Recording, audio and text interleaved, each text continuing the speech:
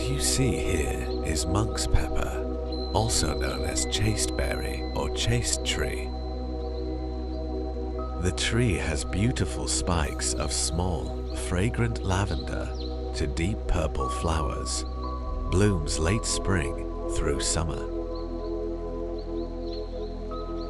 It bears fruits, which are small, round, yellowish brown to black peppercorn-like berries.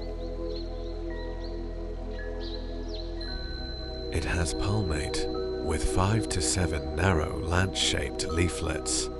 They have a distinct sage-like scent when crushed.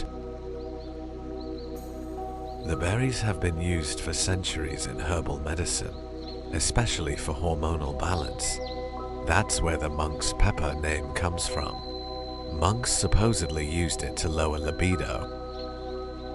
It can interact with birth control, hormone therapy, and dopamine-related medications, so it's not something to casually try without consulting a healthcare professional. Hope you liked today's story. Thank you for watching. Please like and support for more nature stories.